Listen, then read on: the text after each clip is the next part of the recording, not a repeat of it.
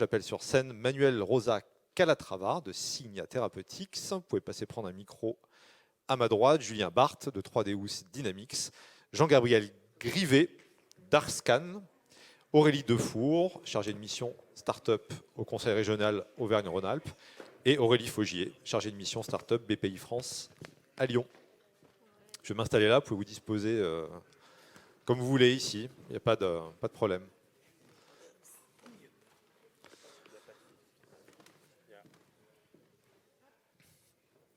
Bonjour à tous, merci d'être là. Bonjour. Alors on va déjà prendre le temps de se présenter chacun. Je vous propose de faire comme ça. On va faire un peu dans ce sens-là. On va commencer peut-être par vous, Julien. 3Deus Dynamics, juste en 2 mots, on prend 5 minutes votre parcours. 3Deus Dynamics, qu'est-ce que vous faites? Et on parlera ensuite de l'accompagnement, de la manière dont vous êtes arrivé ici à ce siège finalement. Je pense que ça marche, allez-y. Ça marche? Oui, voilà, super. Bon. Voilà, donc Julien Barthes, je suis le PDG de 3Deus Dynamics. Et on dit Barthes, pardon. Barthes, oh, c'est pas grave. J'ai dit Barthes. Donc nous, on est une jeune start-up, on a été créé en octobre 2020, issu des travaux de recherche menés à l'université Claude Bernard. Et nous, on développe un nouveau procédé d'impression 3D, avec un premier focus sur le médical, mais également avec d'autres marchés qui peuvent être le transport, voilà, l'aéronautique, le textile, l'énergie, donc assez large. C'est vraiment un nouveau moyen de production. Et en résumé pour mon parcours, je suis un scientifique, ingénieur et docteur en sciences des matériaux. Et après, je me suis dirigé plutôt dans une start-up sur vraiment l'aspect valorisation, donc le développement de produits du laboratoire jusqu'au marché. Et par le biais de collaboration, j'ai commencé à travailler avec l'Université de Lyon, une plateforme 3D Fab, qui est juste à côté d'ailleurs. Et ils m'ont demandé de venir sur le projet en tant qu'entrepreneur pour valoriser les travaux et créer la structure. Alors, juste 3Deus Dynamics, c'est pas parce que vous vous prenez pour Dieu. En fait, il y a une... Non.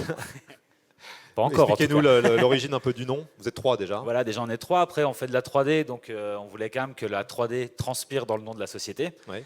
Et après, on développe un nouveau moyen de production. Il y aura des machines qui seront développées. Donc, on a un petit peu joué sur le Deus Ex Machina. Tout simplement. Et vu que ce qu'on développe, c'est du moulage dynamique, notre procédé, d'où le Dynamics derrière. D'accord, voilà. Oui. Qui fait penser à Boston Dynamics. Moi, j'ai pensé à ça immédiatement. En plus, on les a vus la semaine dernière. Ils étaient au salon de la pression 3D à Formnext à Francfort. Et très sympa, leurs robots. Et ils ont présenté des robots comme on les voit sur Internet. Exactement, avec une imprimante à l'arrière qui imprimait pendant que le robot se baladait dans le salon. Donc, très sympa. D'accord. Bon, voilà, comme quoi, vous essayez de Dynamics fait pour vous rencontrer. C'est ça. On reviendra après sur la manière dont vous avez été accompagné. Encore une fois, je le répète, parce qu'on ne fait pas une start-up seule. Hein, il y a tout un écosystème qui est représenté par Aurélie et Aurélie. Je ne sais pas comment je vais faire pour vous différencier. Après, on va trouver une solution. On veut d'abord entendre Manuel Rosa Calatrava. Donc, vous appartenez à Signia Therapeutics. Alors, Signia Therapeutics, ce n'est pas tout à fait un inconnu pour les gens qui nous écoutent, puisque ce matin, nous avions Angelina qui nous a présenté ce qu'est Signia Therapeutics. Peut-être qu'on peut le redire en 2 mots. Vous êtes directeur de recherche à l'INSERM et co-directeur du laboratoire Virpat, dont il a été beaucoup question ce matin. Représentez-nous en 2 mots Signia Therapeutics, recherche de médicaments.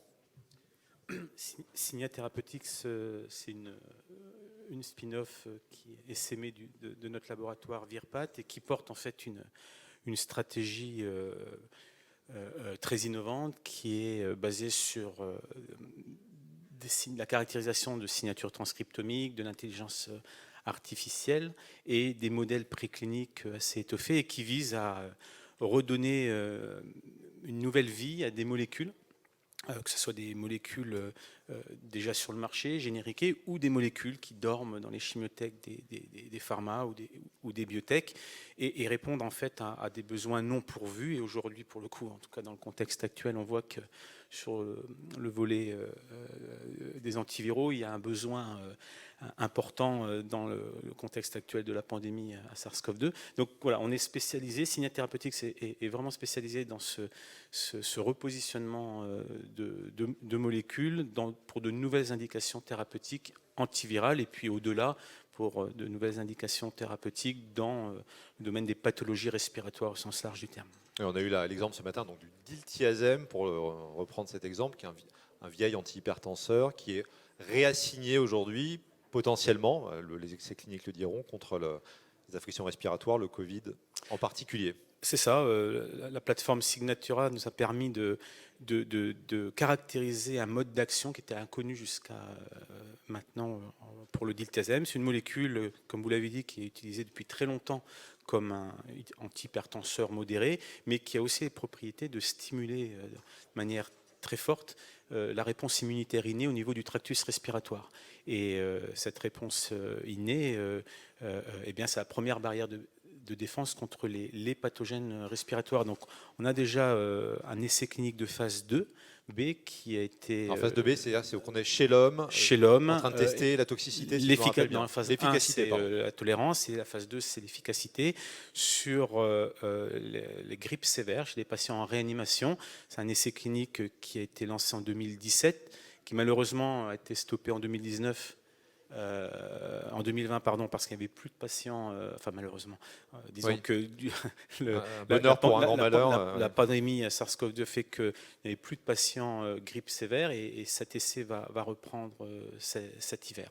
Et puis on a bon espoir de pouvoir déployer au début de l'année 2022 un essai clinique avec cette molécule sur le SARS-CoV-2, les HL étant promoteurs de l'essai, et le dossier va être, on le souhaite, rapidement expertisé par l'ANSM. Voilà, c'est un exemple parmi d'autres d'un produit, d'une molécule issue de la plateforme Signatura de Signatura. C'est le plus avancé aujourd'hui, si je ne me trompe pas. D'accord. Je ne voulais pas poser la question, Julien. 3D Dynamics, combien de personnes aujourd'hui fondées en octobre 2020, et aujourd'hui, en termes d'employés, on est déjà 7 dans la société, et après, autour de la société, en comptant les prestataires et tout ça, on est une petite dizaine maintenant. Et vous, Manuel?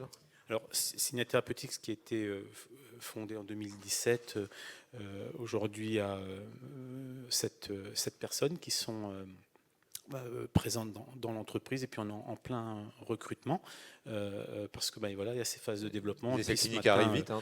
Angelita vous l'a dit, avec cette avance de phase de levée de fonds, et puis un très beau projet soutenu par la BPI dans le cadre de l'aide au développement Deep Tech.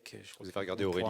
On pourra en parler si vous le souhaitez. On va en parler justement après. Ça va être un peu le but de la table ronde, de voir la manière dont vous avez été accompagné, en particulier par la région et BPI France, qui sont représentés donc ici. Je saute une personne, désolé là. Je passe à Jean-Gabriel Grivet. On vous présentera après plus avant. Aurélie, je suis désolé, j'ai un appel non sollicité, merci. Jean-Gabriel Grivet, alors, votre parcours est intéressant parce que vous venez pas du tout des laboratoires ni même de la science au sens large du terme. Vous venez de 2 sociétés qui ont un rapport pour l'un contrarié à l'innovation et pour l'autre qui a réussi à l'embrasser. Ces 2 sociétés, c'est Kodak et Nescafé. Nespresso. Pardon. Nespresso. Alors pour ceux qui ont moins de 30 ans dans la salle, j'aurais que vous rappeliez qui est Kodak et pourquoi on ne les connaît plus aujourd'hui. Donc Kodak était un chimiste, une superbe entreprise, une référence mondiale de la photographie. Donc il faisait des photos, il faisait des appareils photos, il faisait des bandes pour capter la photo, c'était de la chimie, et il faisait du développement de photos. Et il faisait tout en fait, de A à Z. De A à Z. C'était le marché incontesté et incontestable mondial, une très très grosse entreprise. C'était vraiment des chimistes, c'était des vraies usines. Et donc j'ai travaillé pour eux pendant 7 ans à la direction commerciale, et j'ai assisté à la dégringolade à une entreprise qui n'a pas voulu, puisque après coup, ça a été bien étudié. Ils ont refusé l'innovation, parce qu'en 70, la photo numérique a été inventée par Kodak. Elle a été inventée par Kodak qui plus est, c'est ça, c'est vraiment par un chercheur de chez Kodak à Rochester. Ça a été mis de côté, et ils ont racheté pendant 30 ans. Ils ont freiné l'innovation pour des raisons très particulières, c'est qu'ils voulaient freiner le marché de cette innovation, parce qu'eux, ils étaient chimistes, et ils se sont dit la disruption est tellement énorme entre la chimie et l'électronique. Ils se sont dit c'est pas possible, on peut pas passer le pas. Donc ils ont pris parti de puiser la vache à lait jusqu'au bout, et voilà, donc ils ont laissé passer une innovation. Ça a été un dérapage totalement contrôlé, une mort programmée. Et c'est Sony, de mémoire, qui a repris le marché en sortant les premiers appareils photo numériques, si je me rappelle bien. Oui, tout à fait. Voilà. Tout à fait. Et Kodak s'était dit, face à sur ce marché-là, il y a Sony, et on ne pourra pas faire le poids, donc ils ont décidé de ne pas y aller. Alors c'est vraiment, on est un peu hors table ronde, mais si jamais vous avez YouTube sous la main, je vous appelle à regarder la vidéo du conte qui s'appelle Un Créatif, qui raconte cette histoire, l'histoire de Kodak, et pourquoi Kodak, après avoir été roi du monde pendant des dizaines d'années, a disparu concrètement. Deuxième société, après on arrivera à Arscan bien sûr, c'est ça dont il est question aujourd'hui, mais qui a un rapport moins contrarié à l'innovation, c'est pour le coup Nespresso. Voilà. Tout à fait, donc c'est le groupe Par Nestlé. laquelle vous êtes passé. Le groupe Nestlé qui a inventé Nespresso. Et donc, après Kodak, j'ai travaillé pour ce groupe à la direction commerciale B2B. Et à l'inverse, c'est un marché qui a totalement révolutionné par la haute technologie. C'était de la vraie technologie, puisqu'il y a plus de 160 brevets sur Nespresso. Ils ont révolutionné le marché Aton du café filtre. Et ils l'ont transfiguré, ils l'ont propulsé c'était impensable d'arriver à cette chose-là, par une technologie qui était mettre un café sous vide et faire l'expresso qu'on avait au café, le faire directement à la maison. Et vous êtes passé par ces deux sociétés-là, donc vous je suis avez été passé- au contact de deux versions, on va dire, de l'innovation. à Et ce fait. qui est intéressant dans votre parcours, c'est qu'ensuite vous êtes allé vers la recherche finalement, n'en étant pas du tout originaire, pour aller chercher quoi d'ailleurs? Vous avez pris Google un jour et vous vous êtes dit. Alors déjà, voilà, moi je suis de formation école de commerce, direction marketing, direction commerciale. Et j'ai voulu, à 40 ans, après 15 ans dans des grosses sociétés, des grosses multinationales, je me suis dit, je vais monter mon entreprise. Et je voulais monter une entreprise dans l'innovation. Pas forcément dans la deep tech, mais dans l'innovation. Et ma première, la manière dont j'ai abordé ce marché-là, ça a été Google, en disant, Google, quels sont les métiers d'avenir? Et j'ai détecté 8 axes stratégiques d'innovation, big data, robotique, intelligence artificielle, tout ce qui était communauté, collaborativité, réalité virtuelle, voilà, toutes ces choses-là. Et venant de la photographie, j'ai été sensible à la 3D. Je me suis dit, je vais faire de la 3D. Et j'étais passionné par l'art. Et je me suis dit, je vais faire de la 3D dans l'art. Et bizarrement, donc je ne suis absolument pas scientifique ni technicien, j'ai trouvé une problématique qui était qu'on n'arrivait pas à faire de la 3D comme un jeu vidéo, avec des gros serveurs, voilà, des grosses tablettes et tout ça. On ne pouvait pas faire de la 3D sur Internet, c'était incompatible, et encore moins sur la téléphone mobile. Et de cette problématique, je me suis dit, j'ai la problématique, j'ai le marché, je connais le marché, j'ai la problématique, je vais sourcer une technologie. Donc j'ai pris le Vous chemin avez fait inverse. l'inverse finalement de tout ce qui est décrit Tout à fait. régulièrement là, dans tous les témoignages, vous avez fait l'inverse. Tout Vous à allez fait. chercher vous-même la techno dans le laboratoire, racontez-nous ça.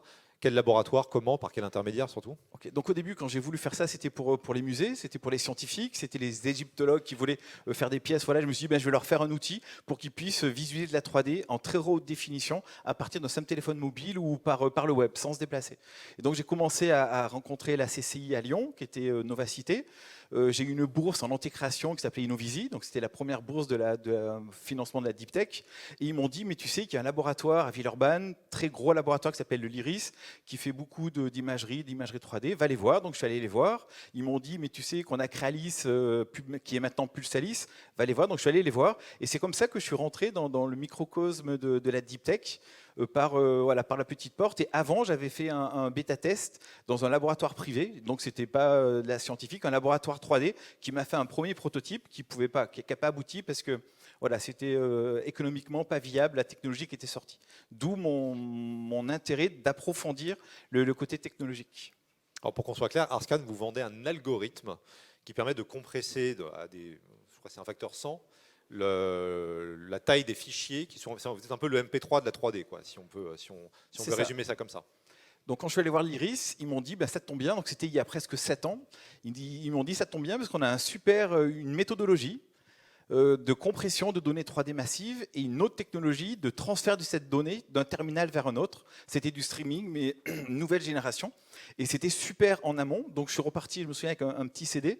Et ce CD, autour de ce CD, on a créé une équipe d'experts et on a transformé cet algorithme en algorithme de laboratoire, on l'a transformé en algorithme industrialisable. On a fait une plateforme autour avec plein d'outils. Et effectivement, aujourd'hui, on fait de la compression de données 3D. On est expert en visualisation de données 3D massives qu'on peut afficher sans aucune contrainte sur un simple petit téléphone portable. Et quand je dis aucune contrainte, c'est des contraintes économiques et écologique, parce qu'on est capable de diviser par 98 l'impact de la visualisation de la donnée 3D sur l'atmosphère, en fait. Donc c'est vraiment totalement disruptif. On n'envoie pas constamment la donnée, on l'envoie une fois, et notre algorithme reconstruit la 3D sur le téléphone portable d'une manière intuitive et surtout progressive. Alors, on est à l'orée apparemment d'une révolution de la 3D, on parle beaucoup de métaverse, de Mark Zuckerberg, etc. C'est quoi vos marchés aujourd'hui ? Et on finira là-dessus pour cette introduction. Okay. Donc à la base, c'était l'art et le patrimoine. Et très vite, on nous a dit que beaucoup de gens étaient intéressés par la 3D. Donc maintenant, c'est un marché qui est constant parce que la 3D est partout. Voilà, même Facebook dit qu'il veut faire du métaverse, même dans le grand public. Donc, ce sont tous les gens qui gèrent des données 3D. Ça peut être du catalogue de pièces industrielles, ça peut être aussi des ouvrages d'art. Un exemple, EDF, 500 barrages en France, 250 barrages, les plus gros ont été dématérialisés en 3D. Et c'est des choses que les techniciens ne peuvent pas accéder sur le terrain. Ils sont obligés d'aller dans un bureau d'études avec un gros ordinateur pour afficher de la donnée. Et nous, on leur dit, le technicien aura la donnée directement sur site. On parle de jumeaux numériques, interactifs, collaboratifs et connectés à toutes les bases de données. C'est du jumeau numérique 3D. Un jumeau numérique, donc directement accessible n'importe où finalement et pas accroché à une énorme bécane. La donnée accessible sur le terrain à l'agent d'intervention. Parfait. Je vais vous passer la parole. Aurélie Defour, chargée de mission start-up au Conseil régional Auvergne-Rhône-Alpes. Faut savoir quel est un peu le rôle. Alors, on parle d'écosystème, vous l'avez compris dans cette table ronde. On va revenir après avec nos 3 entrepreneurs sur la manière dont ils ont été accompagnés. Mais je voudrais que vous présentiez un peu la politique de la région en matière d'accompagnement ainsi que les différentes filières. Alors bonjour, Aurélie Defour. Moi, je travaille au sein de la direction de l'économie au Conseil régional Auvergne-Rhône-Alpes. Donc, la politique régionale à destination des startups s'appuie beaucoup en fait sur des partenariats. Parce que nous, on ne gère pas en direct les aides aux startups. On a mis en place un système d'aide intermédiaire.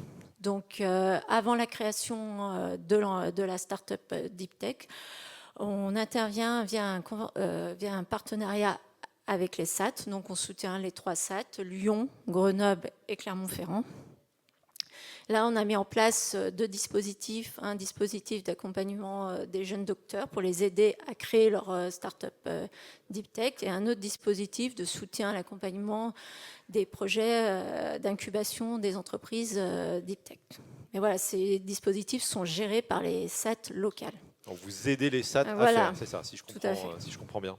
C'est quoi le budget à peu près pour une région quand on parle de deep tech et d'innovation de manière générale? Alors, avant la création de l'entreprise, on est sur un budget d'1,2 million par an. D'accord. À destination des SAT, entre autres, on l'a compris. Pour les jeunes docteurs aussi, vous avez des solutions à disposition? Là, voilà, c'est sous forme d'appel à projet et c'est les SAT qui sélectionnent les jeunes docteurs. Ça prend la forme d'une bourse qui dure 6 mois. D'accord, merci beaucoup. Aurélie Faugier, donc vous êtes chargée de mission start-up à BPI France de Lyon, à Lyon. Chargée d'affaires innovation. J'ai dit quoi, pardon? Ah oui, chargée d'affaires, vous m'avez dit tout à l'heure, désolé. Non, pas mais pas de souci. Je voulais que vous nous présentiez un petit peu aussi ce que met à disposition BPI France. Il y a beaucoup de cils, il y a beaucoup de portes à pousser, de guichets auprès à j'ai pas le verbe, mais quelqu'un va trouver ma place, de porte à pousser. Allez, voilà. J'enchaîne.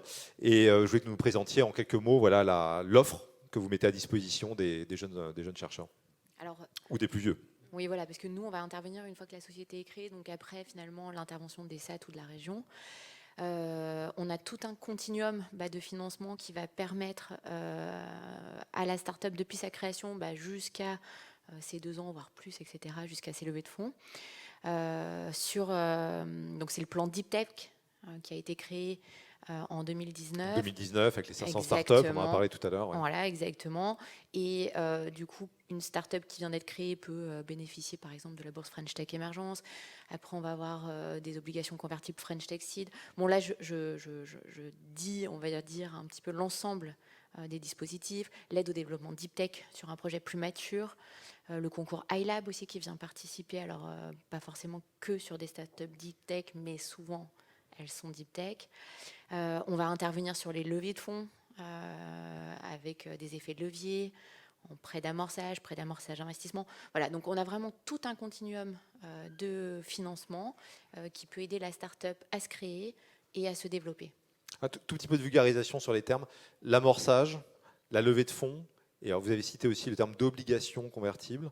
C'est intéressant juste que vous nous disiez en quoi ça consiste exactement, parce que je suis sûr que tout le monde derrière la caméra ne connaît pas. Quand on parle d'amorçage, on est sur des tours de seed, enfin des levées de fonds, on va dire, au début. Au début, exactement, d'amorçage, voilà, les premiers tours, donc qui sont Et nous, on peut intervenir sur ces tours en faisant effet de levier, notamment avec les obligations convertibles, par exemple French Tech Seed.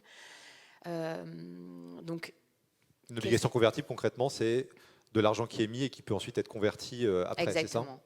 Sachant que ces obligations convertibles n'ont pas forcément pour vocation à être converties, puisque c'est un produit de masse, on va dire, qui est là pour aider justement les startups sur des tours de seed. Après, quand je parlais faire effet de levier, après, plus tard sur des séries A, en prêt d'amorçage investissement, là, c'est des prêts sans garantie qui font effet de levier, souvent en pool bancaire, pour augmenter. C'est pour donner confiance, c'est ça? Exactement. Pour prouver qu'on a déjà quelque chose. Exactement. Et puis, on est en non dilutif. Expliquez-nous ça, non dilutif, c'est pareil. C'est un terme technique. Non, mais c'est un terme qu'on voit apparaître de temps en temps. C'est important parce que. Du coup, on a la levée de fonds qui va être une augmentation de capital avec une prise de participation. Voilà. Donc, on va être dilué. Et puis, on a l'effet pool bancaire où on va pouvoir faire effet de levier à cette augmentation de capital en prêt, cette fois-ci, donc non dilutif. D'accord. Moi, je me tourne vers nos trois entrepreneurs Deep Tech, quelle que soit la manière dont vous l'avez fait, tous les trois. Vers quelle porte vous avez poussé au départ? Comment ça s'est fait? C'est croissant, on commence petit, on vise ça, puis ensuite on monte, ou on vise haut tout de suite? Julien Barthès.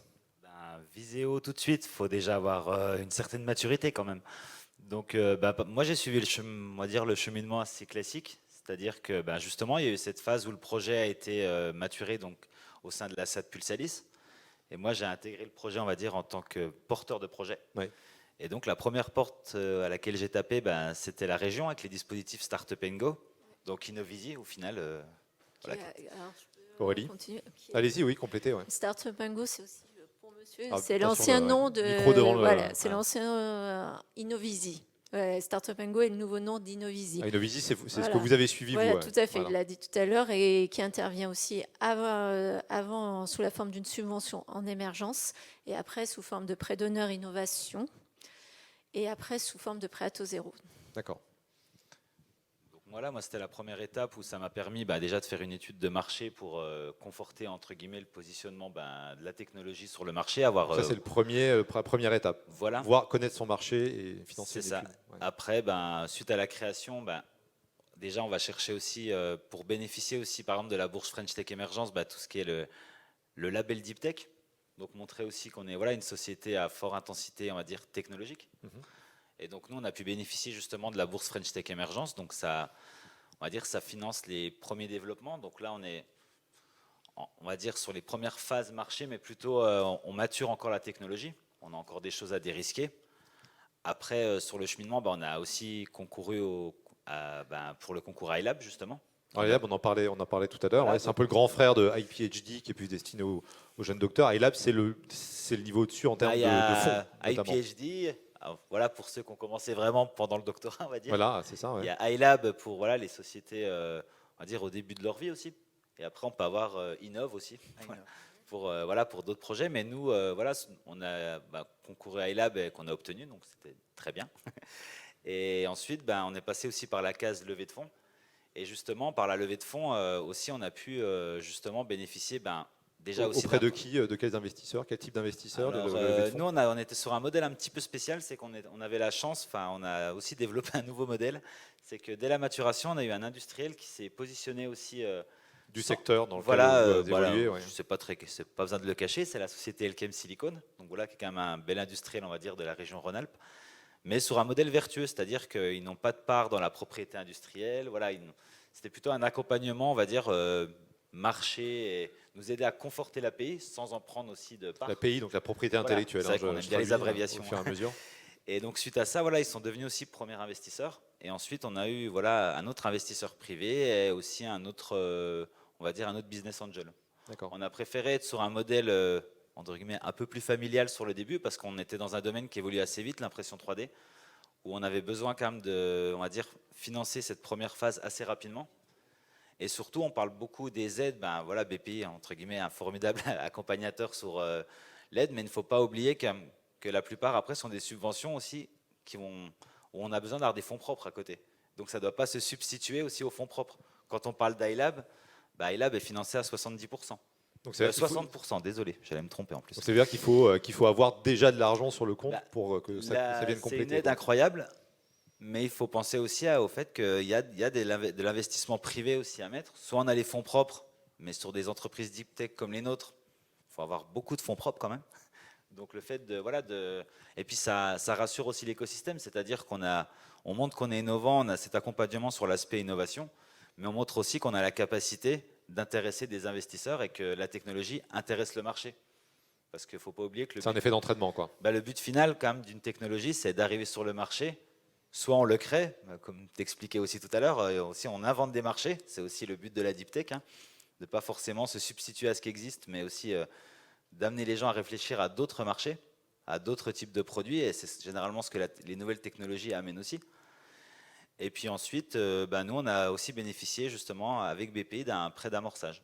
Donc ça nous permet, sur les 2 premières années de notre vie, de pouvoir continuer les développements technologiques et de pousser justement l'approche marché.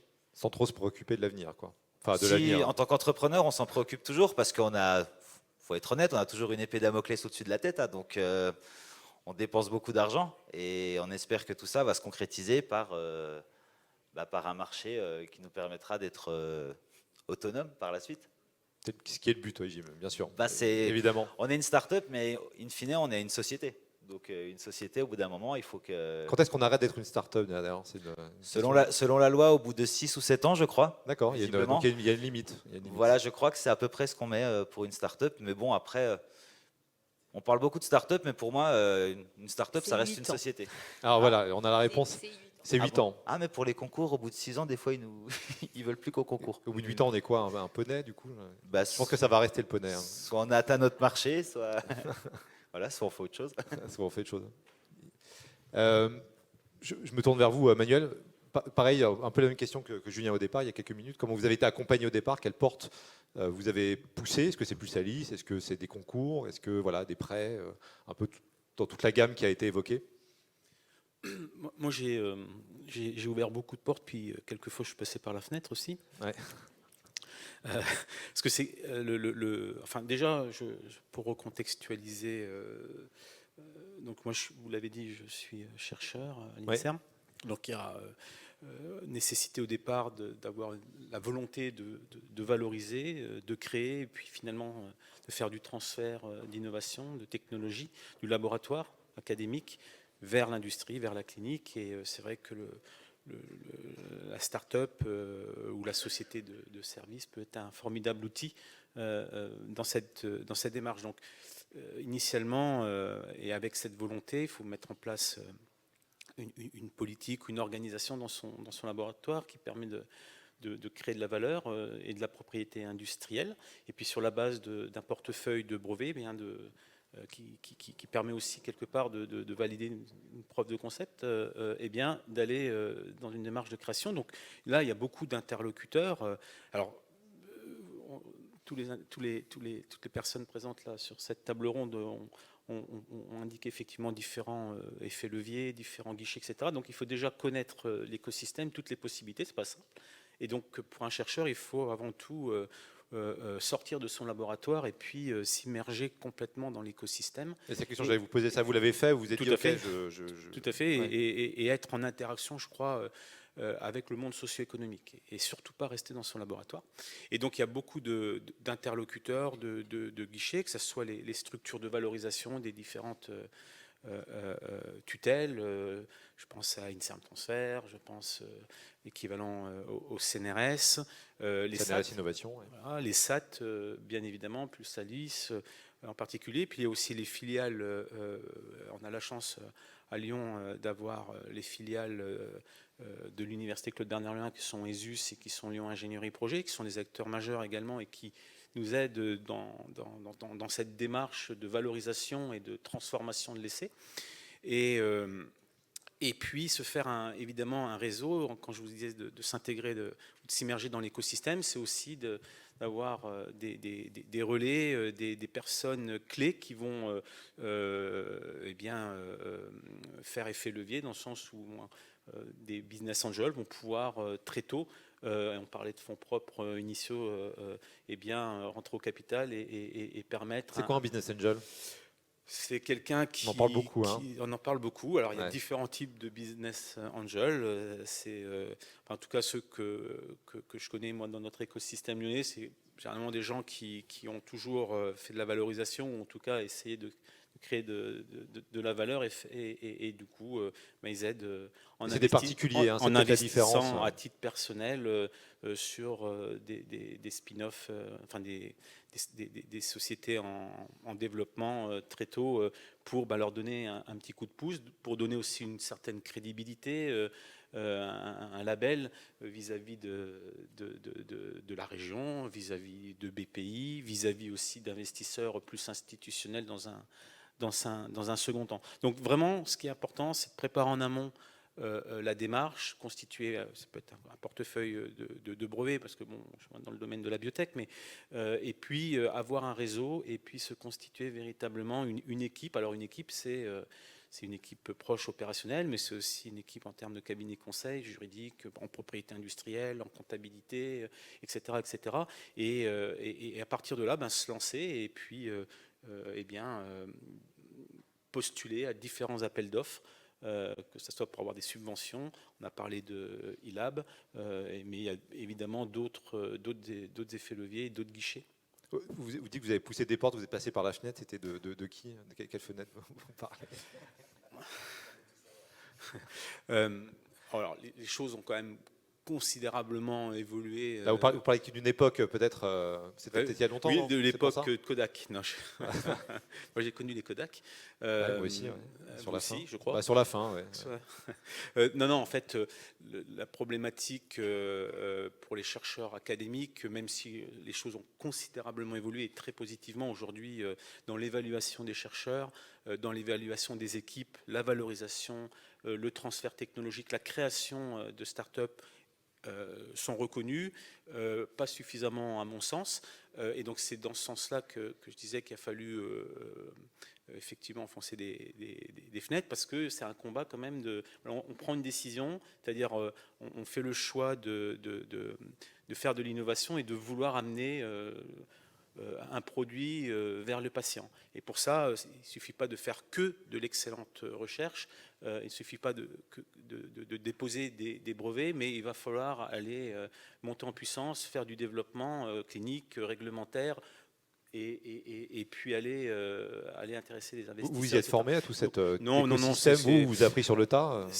C'est une formation sur le terrain. Déjà, il faut avoir envie, il faut s'y intéresser. Après, aujourd'hui, heureusement, il y a beaucoup de formations qui permettent aux étudiants qui sont en master, qui sont pendant leur parcours doctoral, de pouvoir s'ouvrir véritablement au monde socio-économique. Et puis après, il y a d'autres formations type école de commerce, etc., qui permettent de se former. Mais je crois qu'avant tout, il faut avoir l'envie, la volonté, et puis encore une fois, s'ouvrir véritablement au monde socio-économique et à l'écosystème auquel on appartient. Jean-Gabriel, vous nous direz dans un instant quelle porte vous avez poussé, même si vous l'avez évoqué un petit peu, CCI, j'ai compris la région. Il a été question très rapidement de iLab, iPhD, iNov. Vous pouvez nous en dire un mot rapidement avant qu'on s'éloigne du sujet, des concours nationaux qui se destinent aux jeunes docteurs et autres? En fait, exactement, mais c'est un peu comme nos différents dispositifs. iPhD, bien évidemment, c'est quand on est en thèse. On commence, iLab, c'est vraiment sur une phase de maturité. Donc, de toute manière, c'est ouvert jusqu'à 2 ans. Donc, la société peut repostuler. D'ailleurs, là, on a lancé le nouveau concours iLab qui va clore en février. Et puis iNov, qui lui, pareil, c'est un concours qui va supporter par contre un programme un peu plus mature. Donc vous voyez, à chaque fois... Avec des sommes croissantes, donc du exactement, coup, exactement. Donc du coup, en fonction de la maturité, finalement, la start-up va pouvoir ouvrir tel ou tel guichet. Souvent c'est étape par étape. Et les chercheurs y vont d'eux-mêmes ou on leur dit allez-y?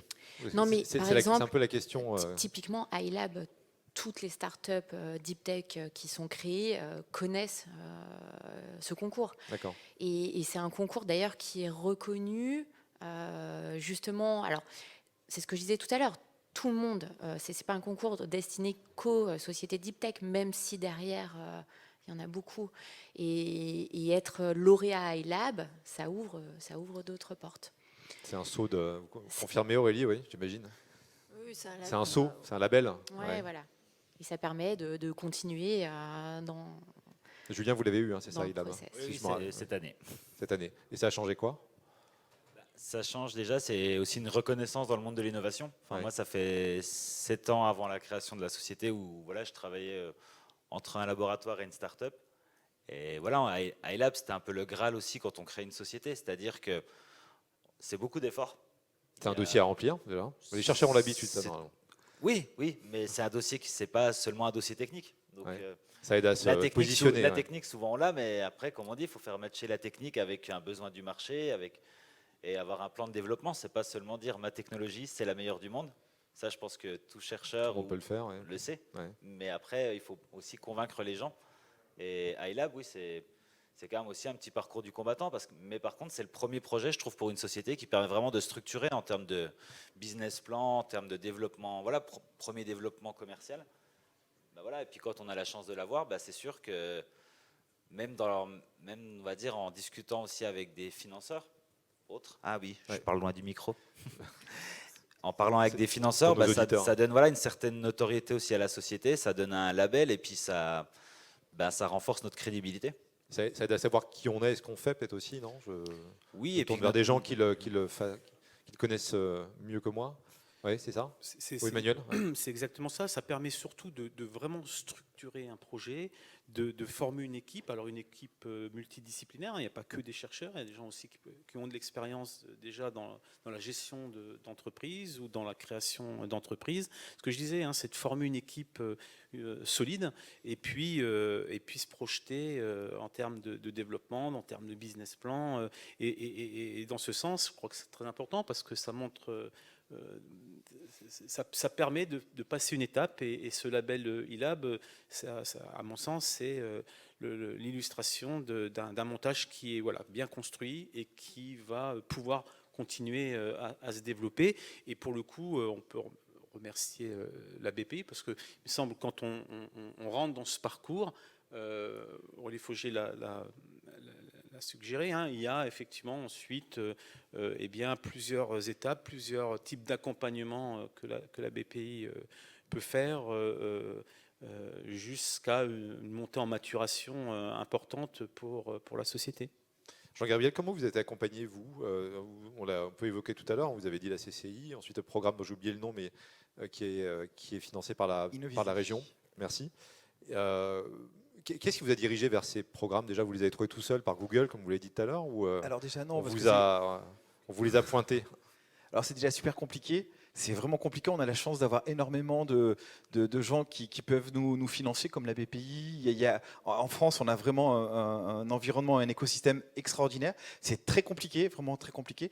Et on ne peut pas y arriver tout seul. Et on a la chance d'avoir des accélérateurs ou des incubateurs. Nous, on a été incubés chez Incubator, qui nous drive, ils nous guident, ils nous disent attention, il faut que tu fasses ça, il faut que tu fasses ça. Pulsalis, qui est un accélérateur, ils nous ont énormément drivé. Et pour l'anecdote, on a perdu 2 fois iLab, et c'était au tout début, donc la première fois on l'a fait tout seul. La deuxième fois avec Pulsalis, ils nous ont mis des gens à disposition, on a essayé de le faire, on s'est planté 2 fois.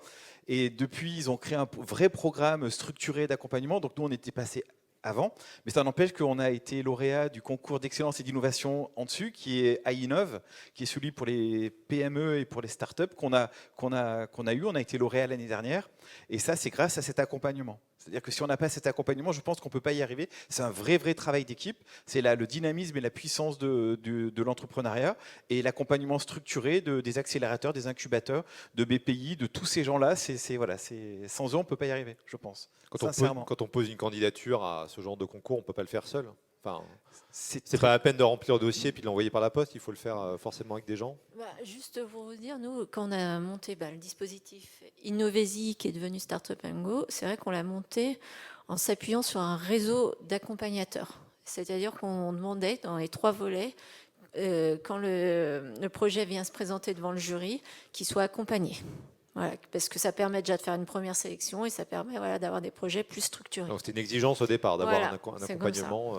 Vous confirmez, ça ne se fait pas seul. Je crois que pour la bourse French Tech, vous faites émergence. Pour iLab, on peut le faire seul. On peut. Par contre, il faut que le programme... Voilà, c'est un programme, il n'y a pas que l'aspect technique, comme Manuel l'a dit. C'est une équipe, c'est un business plan. Donc, on peut le faire tout seul. Après, maintenant, effectivement, Pulsalis propose ce programme d'accompagnement et c'est, à mon avis, toujours bien de se faire aider malgré tout pour constituer un dossier le plus complet possible sur tous les aspects, marché, technique, économique. Il faut rappeler que c'est des concours, qu'on peut avoir un dossier extraordinaire, que s'il y a un dossier qui est encore plus extraordinaire, qui a été validé par un expert comptable, qui va valider des chiffres sur un marché très particulier, et ça peut changer. On peut avoir le meilleur des dossiers, il peut passer après un super dossier qui a été juste validé sur un aspect marché, un témoignage client qui va certifier un scénario particulier, un scénario. Voilà, c'est des concours. Je me tourne vers le public, ma caméra, je suis plutôt prendre celle-là.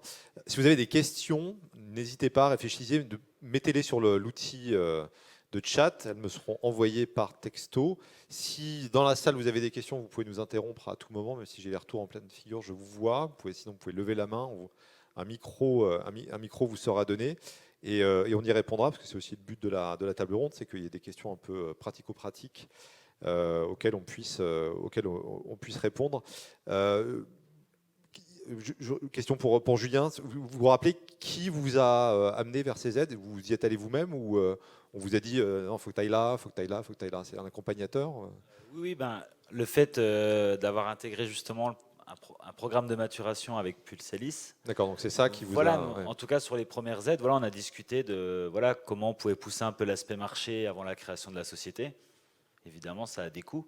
Et là, on a pu un peu balayer l'ensemble des aides qui étaient disponibles, en fonction aussi du stade de maturité. Vous auriez lancé, parce qu'il y a des gens qui disent aussi, bon, les subventions, les aides, c'est bien, mais ce qui est bien aussi, c'est d'aller voir tout simplement des investisseurs. Point. Voilà. Et qu'on peut se passer d'aide. Qu'est-ce que vous en pensez? Question que je vous pose à tous, finalement. Je peux commencer là-dessus. Nous, on est quand même une start-up industrielle. Donc, c'est-à-dire qu'on est en interaction directe avec l'industrie. Donc, des gens vont venir nous voir. Voilà. Est-ce que vous pouvez produire ça? Donc, nous, on fait aussi un peu de R&D orienté. Donc, ça a un coût. On doit développer des outils de production. Donc, ça va chiffrer avec 6 zéros à la fin de la journée. Et aller voir un investisseur en lui demandant est-ce que tu aurais 2-3 millions d'euros? J'ai une super idée. On peut essayer. Mais après, il faut aussi penser au stade, justement, on parlait d'aspect dilutif, par exemple. Dilutif, c'est quand le capital est ouvert. On crée la société, on peut prendre l'exemple, je crée ma société, j'ai 60 ou 80% de parts dans la société. Et à un moment, si je vais voir trop tôt aussi un investisseur, il va dire combien vaut ta société à ce moment-là. S'il met 1 million, si la société en vaut 2, je perds déjà 50% de la société. Certes, il y a des effets un peu de redilution, on ne va pas rentrer là-dedans, je pense, aujourd'hui. Mais par contre, ce qui est important aussi, c'est d'utiliser les aides disponibles pour maturer la technologie au maximum et pouvoir justement augmenter la valorisation de la société pour rester maître à bord aussi. Parce qu'on est dans un monde capitalistique aussi. Donc, il faut rester maître à bord du bateau. Question que je vous posais à tous, du coup... Subvention, est-ce qu'il faut en passer par là ou est-ce que se mettre dans le grand bain, les investisseurs privés, etc. Est-ce que pour la Deep Tech, c'est un passage pour vous obligatoire? Je rejoins ce que disait Julien. Ça me paraît du bon sens d'aller chercher des subventions parce que, sauf exception, de partir avec une idée, puis une preuve de concept et tout de suite d'aller intéresser un investisseur qui va mettre 10 millions ou 20 millions d'euros sur la table. C'est la science-fiction. Hein. Ça existe, mais enfin, disons que après, il y a de grandes chances qu'on soit plus du tout maître à bord. Donc, et après, être maître à bord, je pense que c'est important jusqu'à un certain point. Si on a fait son plan de développement, qu'on a une idée précise, et puis après, on peut aussi évoluer dans dans nos idées, dans nos positions personnelles. On s'est fixé un objectif en disant voilà, on veut atteindre ce stade de développement, de valorisation, et on sait que de toute façon après, eh bien, il faut faire venir des gens qui vont avoir d'autres compétences qu'on n'a pas pour une nouvelle phase de développement pour la société. Et puis aussi, ça peut être aussi à titre personnel en disant voilà, moi ce que j'aime faire, c'est sortir l'innovation, la transférer du laboratoire vers le monde socio-économique et amener ce projet jusqu'à une certaine étape, et puis ensuite eh bien d'autres mieux formés et plus enclins à poursuivre bien, prendront le relais, et puis ça sera très très bien puisque l'objectif aura été atteint, c'est-à-dire de valoriser l'investissement, on va dire, public, académique, institutionnel de départ et l'amener vers le monde socio-économique. Tous les modèles sont possibles. Je crois qu'il faut aussi ne pas être dogmatique, il faut aussi s'adapter au contexte, saisir des opportunités et puis avancer, encore une fois, en étant très très pragmatique. Et c'est ce qu'on a essayé de faire, nous, au laboratoire, parce qu'on a effectivement, je suis cofondateur de Signia Therapeutics, mais également d'une autre société qui s'appelle Vaxel, qui a été créée en 2019 et qui a été aussi lauréat du concours ILAB en 2019. Donc c'est vrai qu'on y prend goût, hein, à un moment donné, quand on a commencé à franchir quelques étapes et se dire, voilà, les choses sont plutôt bien lancées. Alors c'est jamais simple, attention, hein, mais on se dit, voilà, on a d'autres idées, d'autres innovations, et bien on va essayer de renouveler le modèle, la démarche, en ajustant, et puis c'est vrai qu'on bénéficie peut-être d'une image plutôt positive auprès de la BPI, de la région Auvergne-Rhône-Alpes ou d'autres interlocuteurs. On parlait de la région qui est pour le coup aussi très actrice dans la création de valeur. Et puis il y a des projets ou des appels d'offres type, je pense à R&D Booster par exemple, dont les startups, les jeunes sociétés peuvent véritablement bénéficier. Et c'est un effet levier très important aussi en termes de développement. Aurélie, vous vouliez compléter, oui, sur... Non, monsieur parler de R&D Booster, c'est voilà, via ces appels à projets, on finance des projets collaboratifs entre les entreprises et les labos. D'accord. Et donc Jean-Gabriel, je reviens à la question initiale, finalement, la manière dont vous êtes accompagné, est-ce que finalement ces subventions, ces concours qu'on décrit, alors ILAB en est un exemple, c'est le passage, c'est la voie royale, ou est-ce qu'on peut prendre des voies de traverse ? Alors, c'est un peu tout. C'est quand on est entrepreneur, il faut prendre toutes les voies. Il n'y a pas de voie de traverse, pas de voie royale. Il faut prendre toutes les voies et c'est un peu tout. Il faut des fonds propres au début parce que beaucoup de subventions te disent si tu veux une subvention, il faut 1 euro de fonds propres. Voilà, ça c'est une obligation. Donc il faut un peu de fonds propres, les business angels, des accélérateurs, tout ça. Ensuite c'est de la subvention et on a énormément de subventions. Donc il faut pas oublier la subvention, il faut le faire. Et après quand même le meilleur financement c'est le financement client. Il ne faut pas oublier le client. Donc il faut faire du bêta. Et je pense que ça mixe des trois, un petit peu du fonds propre, parce que là, nous, on fait des appels à projets européens. Donc, il ne faut pas oublier que si on veut faire des appels à projets, eh ben, il faut penser à ces fonds propres. Est-ce qu'on a assez de fonds propres pour faire la subvention ? Il faut un petit peu du client, du bêta. Voilà. Et à terme, eh ben, la subvention, c'est un tremplin et ça doit être après que du client. Dans un idéal, c'est que du client. Et quand on a un nouveau projet innovant, eh ben on fait une subvention. Et voilà, un équilibre, fonds propres, subvention et argent. Après, tout n'est pas pareil, parce qu'il faut avoir la chance de pouvoir vendre, en fait, ce qui n'est pas forcément votre cas. Je vous rejoins sur votre vision. Il faut quand même avoir on va dire un modèle assez diversifié. On ne peut pas vivre, une start-up n'a pas vocation à vivre que sur des subventions. Elle n'a pas non plus vocation. Elle pourrait, mais disons que ça provoque un certain déséquilibre. Après, l'objectif, si on garde notre objectif de départ, de développer un produit, un candidat vaccin, une molécule antivirale, etc., on ne peut pas rester que sur de la subvention. Après, voilà, peut-être que certains changent complètement de modèle, mais enfin, en tout cas, je crois que ça n'a pas vraiment beaucoup de sens.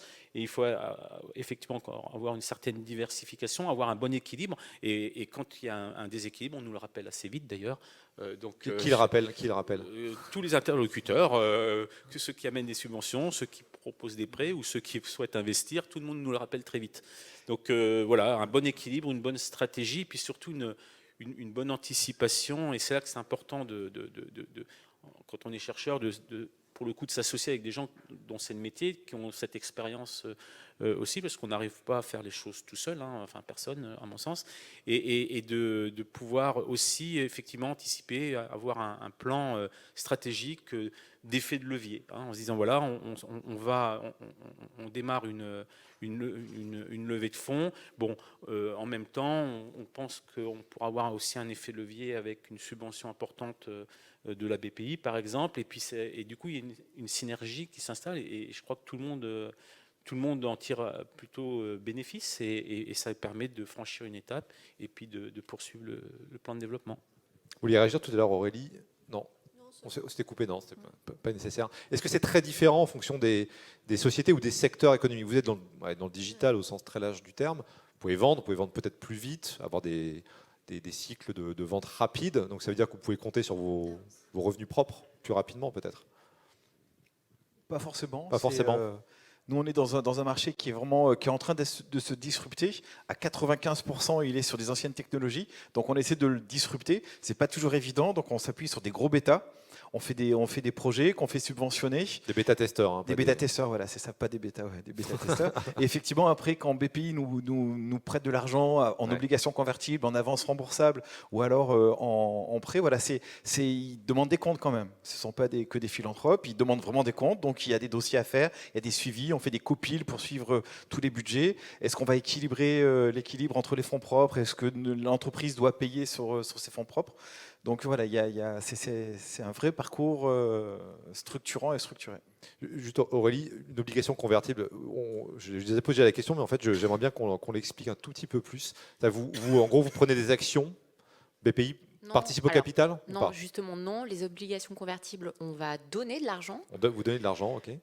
Mais avec possibilité de convertir, c'est-à-dire de rentrer dans le capital. Mais là, par exemple, nos obligations convertibles French Tech Seed, elles sont plus là comme outil deep tech pour avoir un financement, plus que derrière être converti, comme je le disais. Malgré tout, quand on réalise une levée de fonds de plus de 2 millions d'euros, notre fonds French Tech Seed réalisera des due diligence pour voir si ils vont convertir. Vous allez nous l'expliquer celui-là, les due diligence. Non, on entend beaucoup parler. En gros, ils vont faire une étude du dossier pour voir si oui ou non ils veulent convertir et participer au tour. Parce que c'est ça qui peut être intéressant aussi avec nos obligations convertibles, c'est que du coup BPI France peut rentrer au capital via cet outil. Donc voilà, c'est plein de possibilités. Après, on parle beaucoup de subventions. Chez BPI France, on n'intervient pas que en subvention.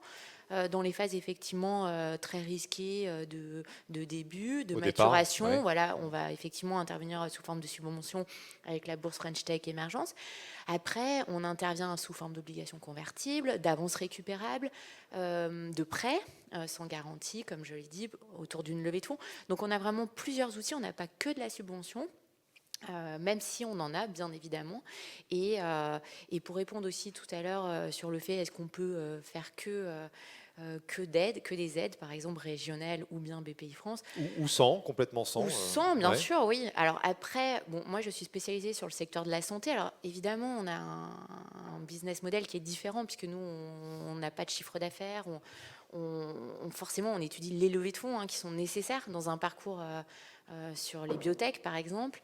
Maintenant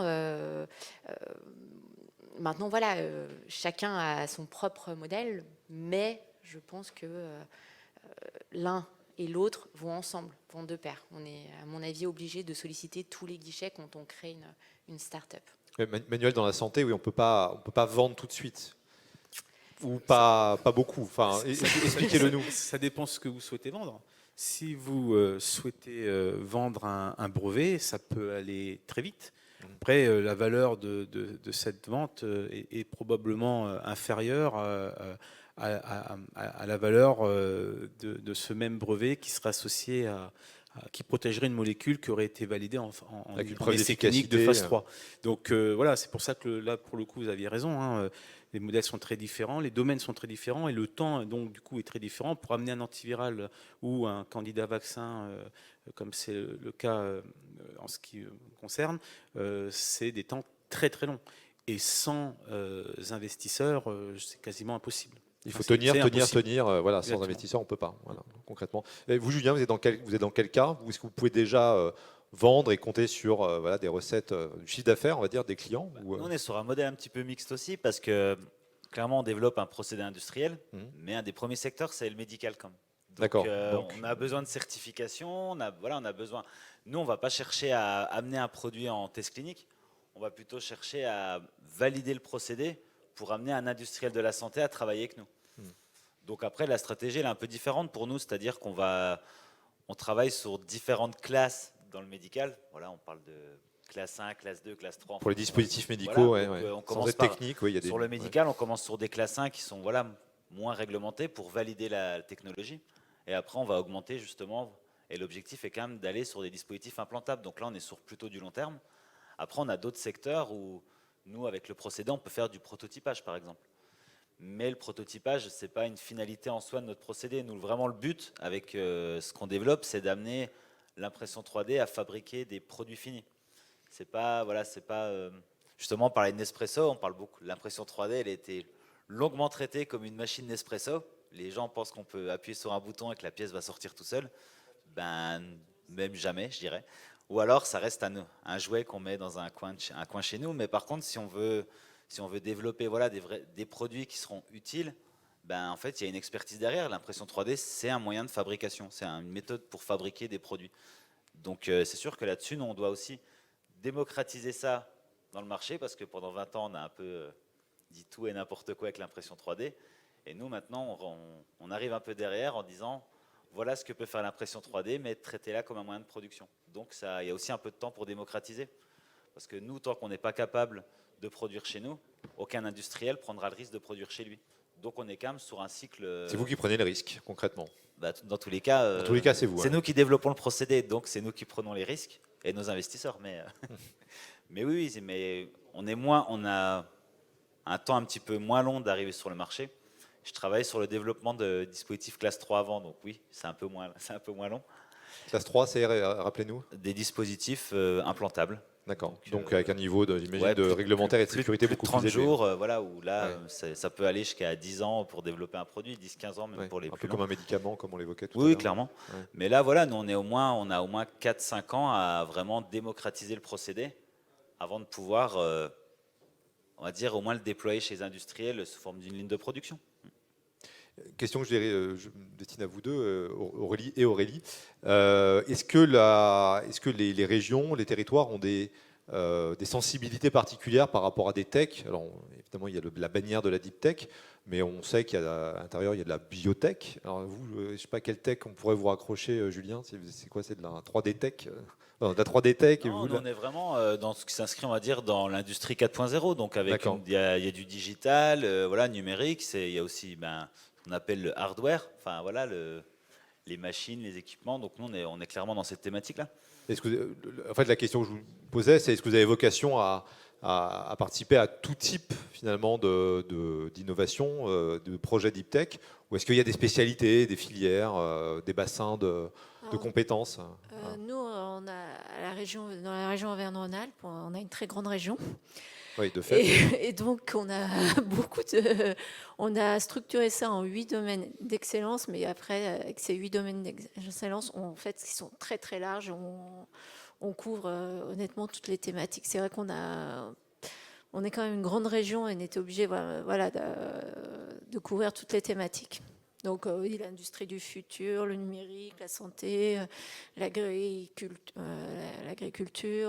c'est très très large. Il n'y a pas de questions à se poser, quoi. Voilà, on n'a pas à se dire oui, je relève pas de la deep tech, quoi. N'importe qui peut y aller concrètement. C'est exactement ça côté BPI France. Bien évidemment, deep tech est ouvert à tous les domaines. Et vous, est-ce qu'il y a quand même dans la région une coloration, on va dire? Vous voyez plus arriver certains projets? Alors, moi, je suis vous êtes santé, donc forcément. Moi, je suis forcément santé, donc je pense que quand même à Lyon et dans la région, on a un écosystème très fort sur la santé et les biotech, medtech notamment. Mais après, je parle en plus, sur mon domaine de prédilection, donc forcément. Et vous, qu'est-ce que vous constatez? Vous allez à Clermont, il y a beaucoup de choses, beaucoup de projets autour de l'agriculture, l'agritech. Après, Grenoble serait microélectronique. Le numérique, plus, ouais, voilà, aussi, à Lyon, numérique, il y a plus beaucoup les de medtech associés sur Grenoble. Voilà, c'est vrai que chaque ville a un peu ses spécialités. Mais c'est pas parce qu'il y a une spécialité qu'on doit s'interdire de poser un projet. Bien évidemment. Je pose la question quand même Non, au mais cas bien où. sûr, et vous avez bien fait de le souligner parce que c'est important. Alors, est-ce que vous avez des questions dans la salle? Je vais vous réveiller un peu là, je vais vous secouer là. Vous avez des questions? Est-ce que vous avez des questions? Pas de questions? Tout le monde regarde ailleurs? Non? Est-ce qu'il y a des questions sur Internet? J'appelle la régie ou Rana. Si jamais vous avez des questions, vous pouvez me les pousser. Je regarde mon portable. Non, ça n'arrive pas. Alors moi, je vais en poser des questions. Alors, on va continuer. Est-ce que vos projets, là, je m'adresse directement à nos 3 entrepreneurs, ils auraient pu voir le jour sans ces accompagnements? Est-ce que vous l'auriez fait sans? Est-ce que vous avez été tenté de le faire sans déjà? Alors, déjà, on le fait sans au début, quand on commence. Et on pourrait être tenté de le faire sans, mais c'est assez difficile quand même. Donc, on peut le commencer sans, mais on est obligé de le finir ou pas de le finir. On est obligé d'être accompagné pour le faire, de mon avis. Manuel, pareil? C'est évident. Enfin, il y a différents types d'accompagnement. Il y a des accompagnements, comme on disait, de différentes structures de valorisation, des pôles. On n'a pas cité les pôles de compétitivité, mais des pôles de compétitivité qui sont assez efficients en région Auvergne-Rhône-Alpes.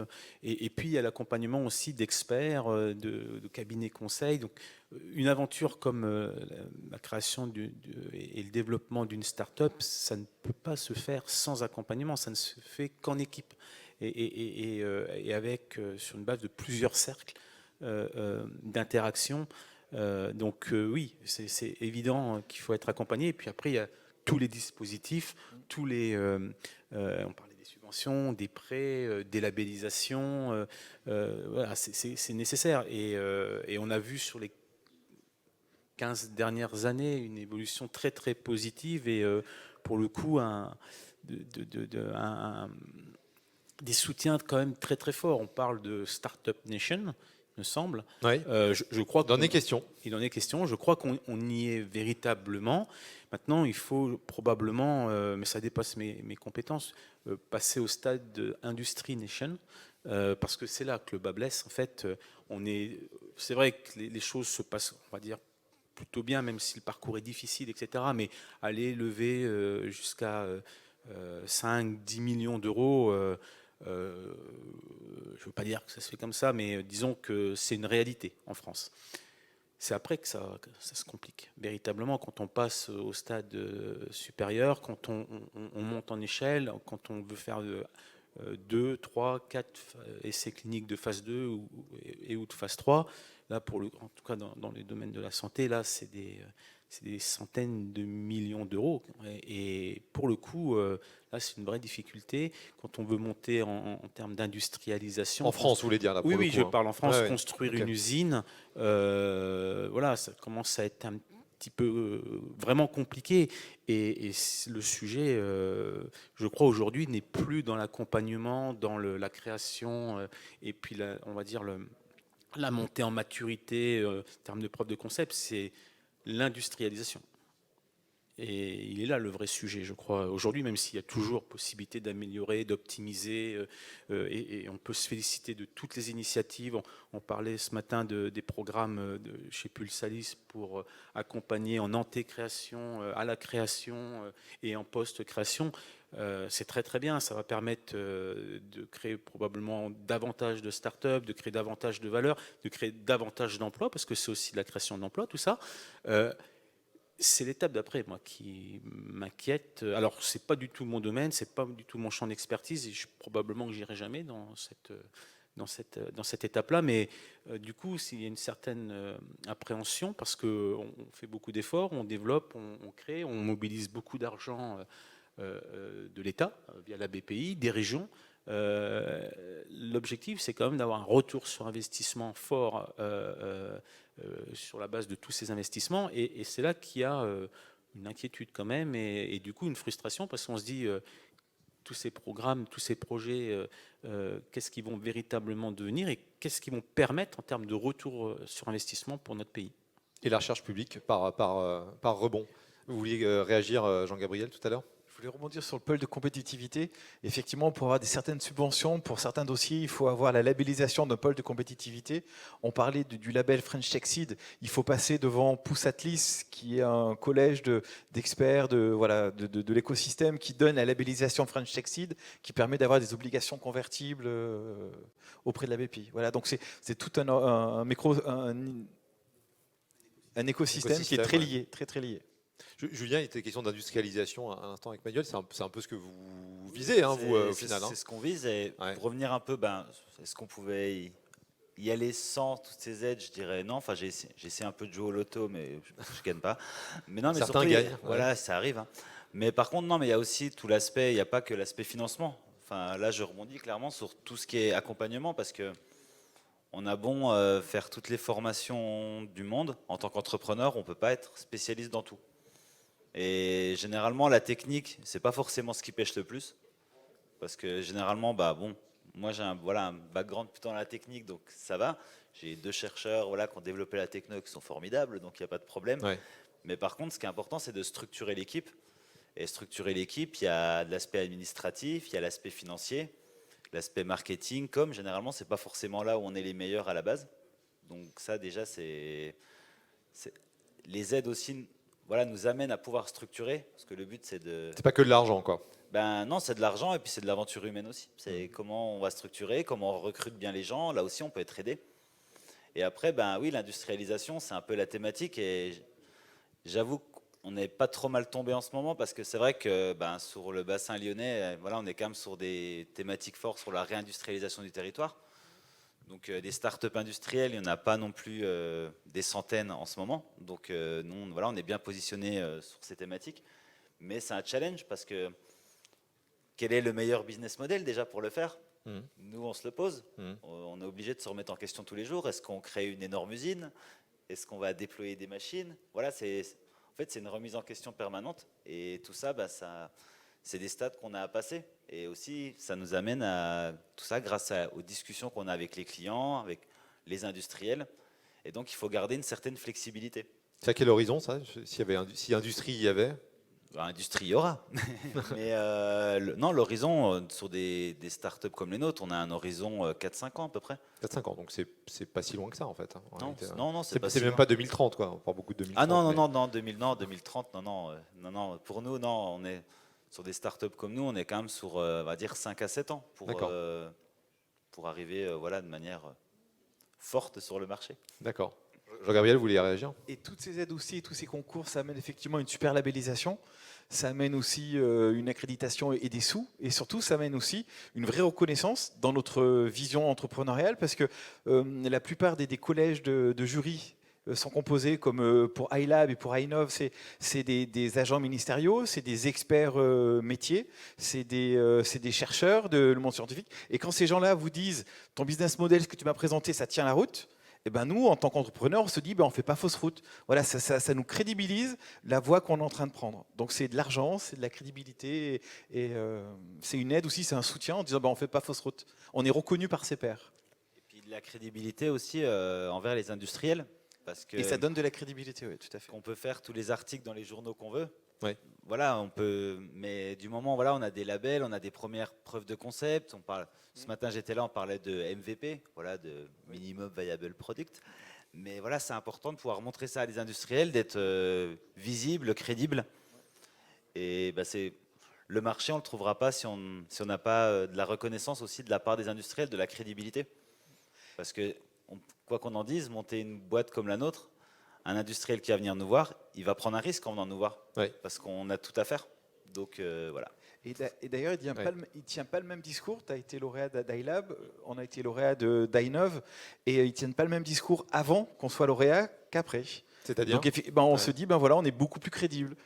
Vraiment plus crédible, et on le sent dans leur discours d'ailleurs. C'est pas du tout la même chose. On est plus considéré comme un vrai partenaire, une vraie brique technologique qu'ils peuvent intégrer, qu'avant ils se disent oui, c'est ta vision d'entrepreneuriale, mais voilà, la preuve c'est quoi ?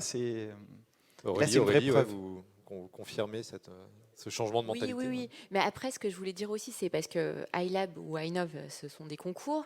On valorise bien évidemment les lauréats, mais c'est pas parce qu'on n'a pas eu iLab que derrière on n'aura pas cet accompagnement Deep Tech et la preuve. Et effectivement, c'est un concours, donc oui, plusieurs paramètres sont analysés. Donc même si on n'est pas lauréat iLab, malgré tout, rien que de le faire déjà, ça permet de structurer. Exactement. Donc voilà, c'était juste pour. Parce que c'est vrai qu'on parlait souvent des lauréats, mais c'est pas parce qu'on n'a pas eu iLab ou iNov que derrière on va pas pouvoir accompagner la start-up. Et la dernière chose que je voulais ajouter aussi sur la partie industrialisation, parce que c'est vrai que l'objectif du plan Deep Tech, il est là, c'est de faire émerger des start-up Deep Tech, donc issues de laboratoires, jusqu'à l'industrialisation. Enfin, c'est ça qui est important aussi, c'est qu'on arrive à les faire émerger jusqu'à cette étape-là. Donc tout ce plan, il est là pour aider les startups. Aurélie, j'imagine que vous avez raisonné pareil au niveau de la région, c'est l'industrie qui... la région Auvergne-Rhône-Alpes, c'est une région très industrielle, et c'est vrai que nous aussi, on soutient beaucoup l'industrialisation. Très bien, je vous remercie de nous avoir écoutés. Merci à vous 5, Aurélie, Jean-Gabriel, Manuel et Julien. Et à tout de suite, merci.